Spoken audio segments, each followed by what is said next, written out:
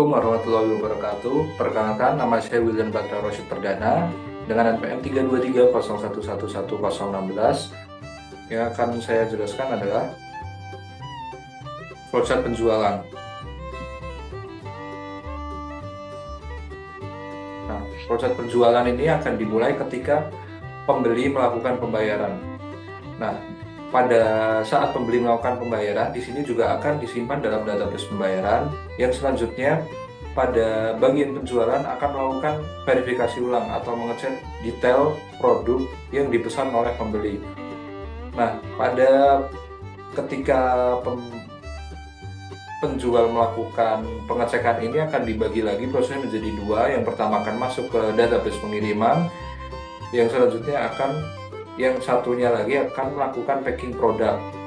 Nah, setelah packing produk ini, penjual akan melakukan cek data pengiriman, yang di sini nanti ada data alamat, data nomor HP, dan juga data nama pemesan. Setelah pengecekan data selesai, penjual akan melakukan cetak resi. Setelah cetak resi selesai, maka penjual akan menempelkan resi tersebut pada paket yang akan dikirim, yang selanjutnya akan dikirimkan kepada ekspedisi, yang mana nanti ekspedisi inilah yang akan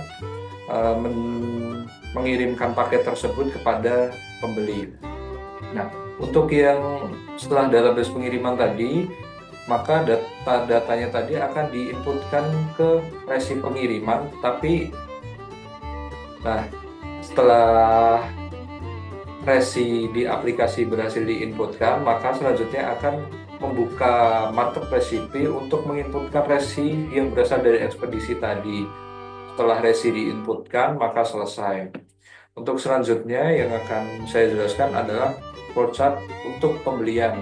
Pembeli memilih produk yang diinginkan, maka di sini akan ada dua kemungkinan. Yang pertama, produk tersedia, dan yang kedua, produk tidak tersedia. Atau di sini saya tulisnya entek. Nah, ketika produk ini tersedia, maka ya pasti pembeli akan melakukan proses selanjutnya. Yang pertama ada tekan beli pada produk yang diinginkan. Nah, setelah produk yang diinginkan ini ditekan atau dipilih, maka pembeli akan diminta untuk menginputkan yang pertama nama penerima, yang kedua nomor telepon, dan yang selanjutnya kurir yang dipilih. Untuk kurir yang dipilih terkadang juga aplikasi tersebut memiliki pilihannya sendiri, atau beberapa sudah disediakan, seperti untuk ketika kita memilih jasa yang paling murah atau hemat, maka di situ tidak akan bisa memilih kurir yang lain. Nah, setelah menginputkan data-data tersebut, maka pilih metode pembayaran. Metode pembayaran juga tersedia dua pilihan. Yang pertama ada cash on delivery, yang kedua transfer. Untuk cash on delivery ini, maka kita tidak perlu melakukan pembayaran di awal. Kita hanya perlu melakukan konfirmasi pembelian. Nah, setelah konfirmasi pembelian ini, maka data tadi akan disimpan dalam database pembayaran COD. Untuk yang selanjutnya, kita tinggal melakukan konfirmasi pembayaran. Nah, untuk proses yang kedua, proses yang satunya maksudnya, itu ada metode transfer. Untuk metode transfer ini ada banyak ya caranya. Yang pertama ada bisa menggunakan bank, virtual account, atau pay letter. Ketika kita memilih salah satu dari beberapa pilihan tersebut, maka kita konfirmasi, selanjutnya kita transfer sesuai nomor yang tertera atau yang ditampilkan oleh aplikator. Setelah kita melakukan pembayaran, maka kita akan diminta untuk melakukan konfirmasi pembayaran dan selesai. Resiko yang ada pada flowchart tersebut, yang pertama ada resiko dari bank dan e-money. Yang pertama pembayaran palsu. Ini bisa saja pembeli mengirimkan struk pembayaran palsu dari hasil editan. Ini sering terjadi biasanya di pembayaran yang konvensional sebenarnya. Kalau di pembayaran yang sudah menggunakan sistem rekening bersama sudah jarang terjadi yang seperti ini. Nah, untuk dari bank dan e-money, yang kedua adalah gangguan sistem pembayaran dan internet. tahu tidak berfungsinya teknologi tersebut sebagaimana mestinya. Selanjutnya ada resiko dari supplier, barang telat datang.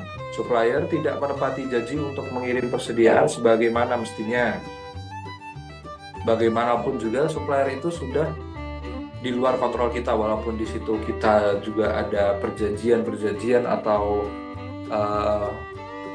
kesepakatan untuk barang datang pada waktu-waktu tersebut, tapi itu tidak menjamin karena bagaimanapun mereka adalah di luar kontrol kita.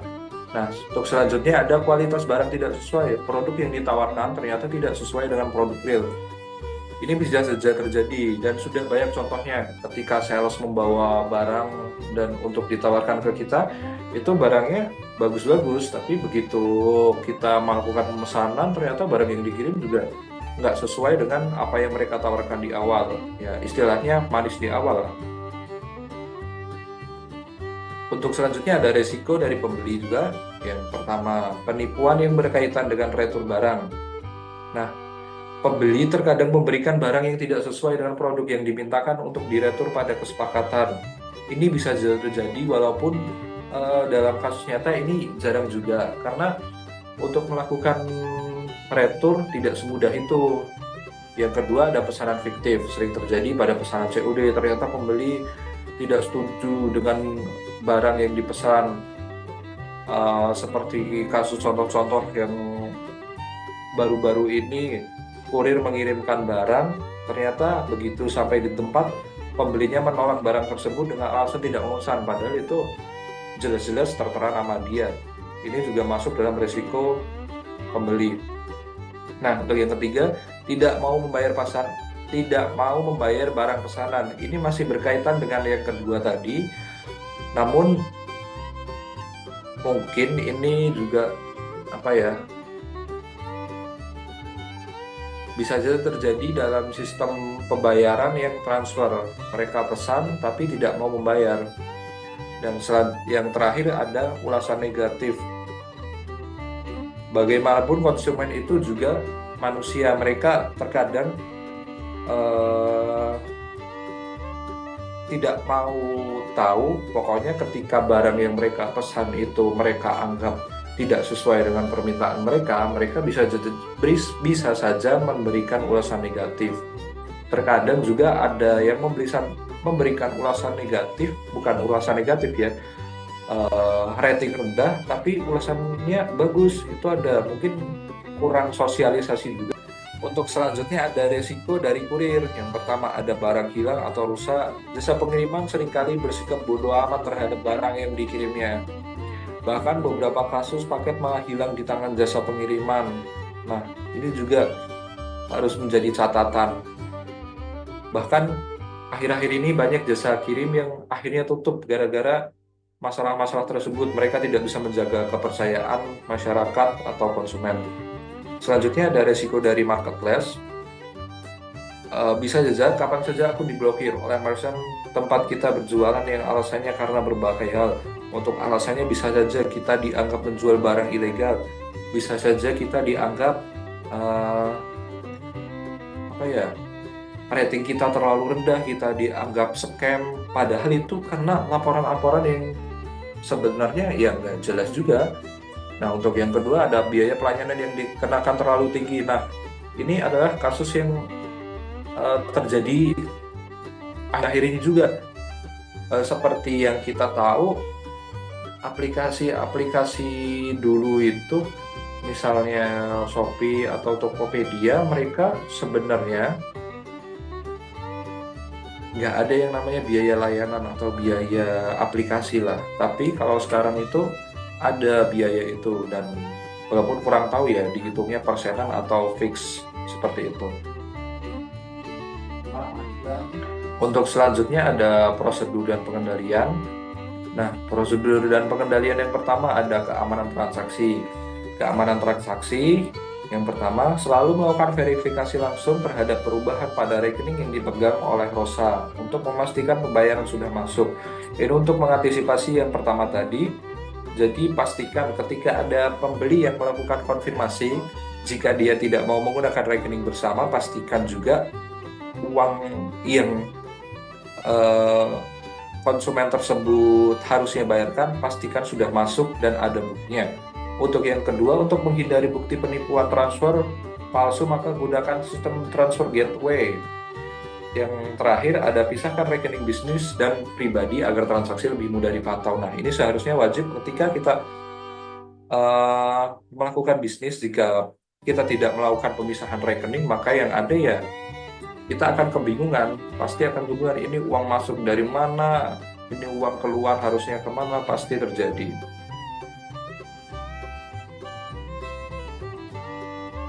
Nah, untuk mengontrol pemasok, yang pertama pastinya kita bisa melakukan riset pasar, memilih pemasok dengan reputasi baik dan ulasan positif dan sudah digunakan oleh banyak merchant. Yang kedua, membuat MOU atau kesepakatan bersama mengenai mutu pengiriman dan tanggung jawab jika ada masalah. Yang terakhir, pastikan dokumentasikan catatan-catatan transaksi, foto produk dan obrolan kita dengan para pemasok tersebut. Selanjutnya ada manajemen produk saat sebelum dikirim. Pastikan kita melakukan pemeriksaan dan memotret produk sebelum dikirim untuk memastikan kualitas.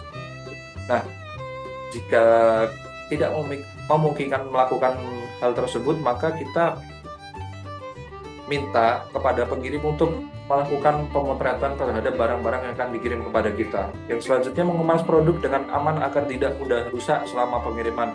Nah, misalnya kita bisa menggunakan packing kayu atau bubble wrap yang tebal atau kardus seperti itu ya. Selanjutnya ada konfirmasi ulang rincian alamat dan penerima dengan pembeli sebelum pengiriman.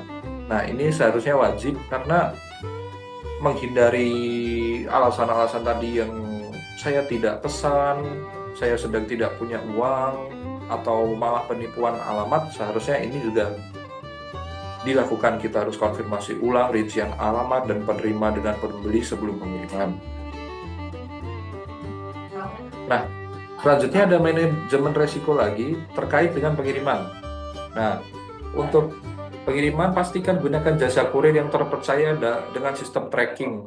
Apa sih sistem tracking? Sistem tracking itu adalah kita bisa melihat lokasi paket kita, ini sudah jalan sampai kemana, apakah sudah di pick up oleh kurir atau masih macet di jalan, kita bisa melihat di situ. Dan untuk melihat kurir ini terpercaya atau tidak, kita sekarang bisa dengan banyak cara, dengan melihat penilaian aplikasinya di Google Play, kita bisa melihat penilaian dari hub-hub tersebut di Google Maps juga. Yang selanjutnya ada tambahkan asuransi pengiriman untuk barang bernilai tinggi, walaupun ini sebenarnya sudah diwajibkan ketika barang-barang tersebut menyentuh nominal yang sudah ditentukan oleh merchant. Biasanya merchant akan mewajibkan agar barang-barang tersebut menggunakan asuransi pengiriman. Nah, untuk yang selanjutnya, selalu simpan nota pengiriman sebagai bukti jika pembeli melakukan komplain. Ini juga. Untuk yang selanjutnya ada pengaduan dan manajemen pembeli. Yang pertama, membuat kebijakan pengembalian atau pengembalian produk yang jelas, termasuk tenggat waktu dan syarat pengembalian. Biasanya para penjual akan memberikan waktu. Nah, untuk yang saya tahu biasanya waktu yang disediakan adalah 3 kali 24 jam biasanya. Itu di luar dari garansi produk dari produsen ya.